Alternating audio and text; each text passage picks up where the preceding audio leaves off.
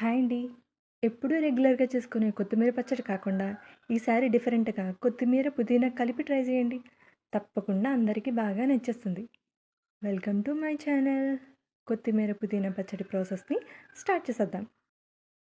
ముందుగా ఒక ప్యాన్ పెట్టుకొని, అందులో 4 టేబుల్ స్పూన్స్ ఆయిల్ వేసుకొని, ఆయిల్ బాగా హీట్ అయిన తర్వాత, ఒక స్పూన్ ధనియాలు, ఒక స్పూన్ జీలకర్ర, 10 ఎండుమిర్చి కట్ చేసుకొని వేసుకోవాలండి.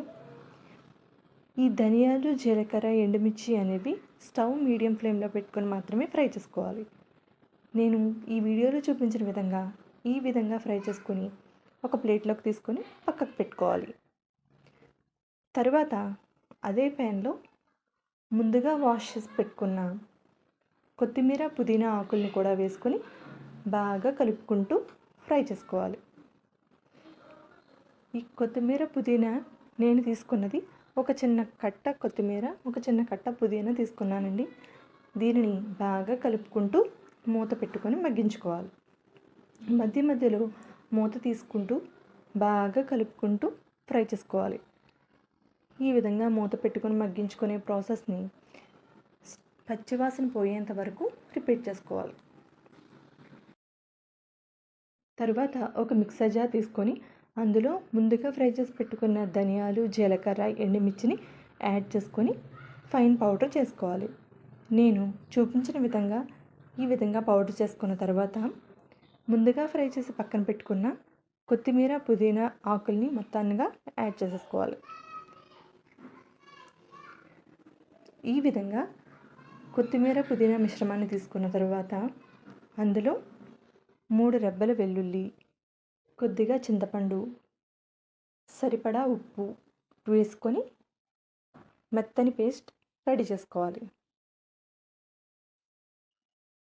నేను ఈ వీడియోలో చూపించిన విధంగా ఈ విధంగా మెత్తని పేస్ట్ చేసుకోవాలి. ఈలోగా మనం తాలింపు ప్రాసెస్ని స్టార్ట్ చేద్దాం. ఒక ప్యాన్ తీసుకొని అందులో 1 టేబుల్ స్పూన్ గీ, 2 టేబుల్ స్పూన్స్ ఆయిల్ వేసుకొని ఆయిల్ బాగా హీట్ అయిన తర్వాత ఒక స్పూన్ ఆవాలు, 5 దంచుకున్న వెల్లుల్లి, ఒక రెబ్బ కరివేపాకు వేసుకొని బాగా కలుపుకుంటూ ఫ్రై చేసుకోవాలి. ఈ వెల్లుల్లి, ఆవాలు అనేవి బాగా ఫ్రై అవ్వాలండి. అప్పుడే మంచి ఫ్లేవర్ బయటకు వస్తుంది. బాగా కలుపుకున్న తర్వాత అందులో ఒక స్పూన్ పచ్చిశనగపప్పు, ఒక స్పూన్ మినప్పప్పు వేసుకొని బాగా కలుపుకుంటూ ఫ్రై చేసుకోవాలి. ఈ పచ్చిశనగపప్పు, మినప్పప్పు కాస్త ఫ్రై అయిన తర్వాత అందులో ఒక ఎండుమిర్చి, 1/2 టీ స్పూన్ జీలకర్ర వేసుకొని బాగా కలుపుకుంటూ ఫ్రై చేసుకోవాలి.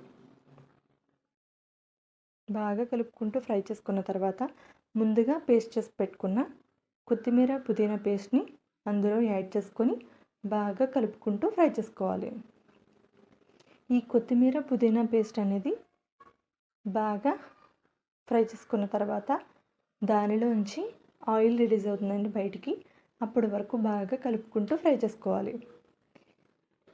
బాగా కలుపుకొని ఫ్రై చేసుకున్న తర్వాత స్టవ్ ఆఫ్ చేసుకోవడమే. అంతేనండి, ఎంతో సింపుల్ అండ్ టేస్టీగా ఉండే కొత్తిమీర, పుదీనా పచ్చడి రెడీ.